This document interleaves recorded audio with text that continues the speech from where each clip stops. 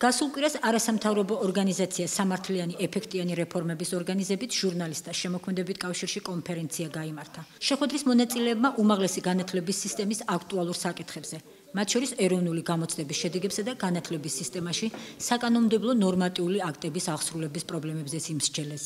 სამართლიანი ეფექტიანი რეფორმების თავმჯდომარემ პროფესორმა თემურ ჩილაჩევამ ორგანიზაციის სამწლიანი მუშაობის შედეგები შეაჯამა. როგორც მან აღნიშნა, სამართლიანი ეფექტიანი რეფორმების მიერ არაერთი მნიშვნელოვანი საკითხის ინიცირება მოხდა, რომელიც შემდგომ ხელისუფლების მიერ დადებითად იქნა გადაწყვეტილი.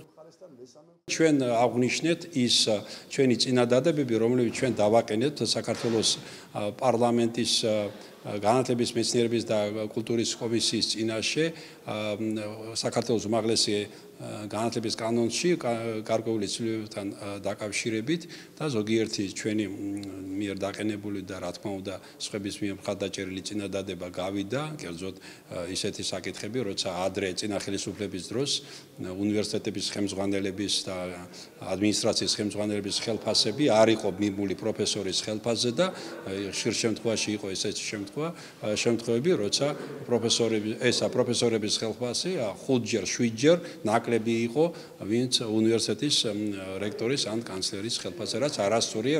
როგორც შეხვედრაზე ითქვა, სამწუხარო ფაქტია, რომ შეჩერდა მოსალოდნელი ცვლილებები კანონში უმაღლესი განათლების შესახებ. კანონს ჭირდება დამატებები განსაკუთრებით უნივერსიტეტების მართვის გადადემოკრატიულობის თვალსაზრისით. რა იგულისხმება აქ? წინა კანონში, რომელიც თავის დროს იყო მიღებული ბატონი სააკაშვილის და ლომაიას დროს, შესაბამისად უნივერსიტეტის მართვას ანდობდნენ და დღემდე ასია აკადემიურ საბჭოს.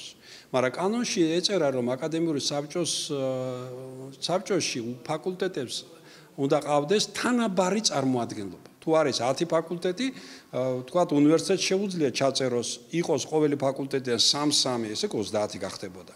მაგრამ უმრავლესობამ ჩაწერა სამწუხაროდ 1. ასევე სამწუხაროდ თითო წარმოადგენელი ილიას უნივერსიტეტში, ასევე სოხუმის სახელმწიფო უნივერსიტეტში თითო წარმოადგენელი, რაც ხელს უშლის დემოკრატიული წარმოუდგენლობას აკადემიურ საბჭოში.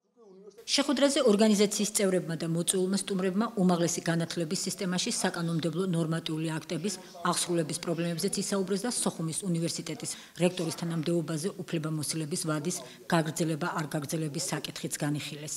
განათლების კანონის ხარვეზებზეა საუბარი აქ ძირითადად, რაც ეხება სოხუმის სახელმწიფო უნივერსიტეტის რექტორის, ასე ვთქვათ, ვადას, როდის უნდა გადადგეს, ეთვლება თუ არა, როცა იყო რექტორის მოვალეობის შემსრულებელი და ასე შემდეგ.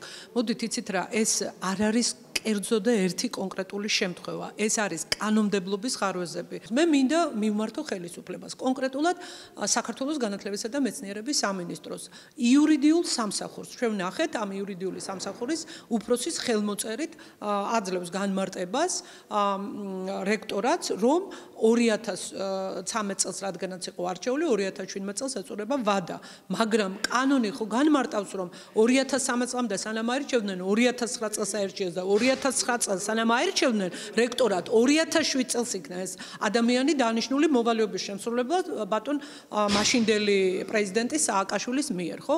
მაგრამ იმავე კანონში მაშინაც და ეხლაც წერია უმაღლესის განათლების კანონში, რომ როდესაც ასრულებ დროებით მოვალეობას, ის ვადა გეთვლება რექტორის ვადაში.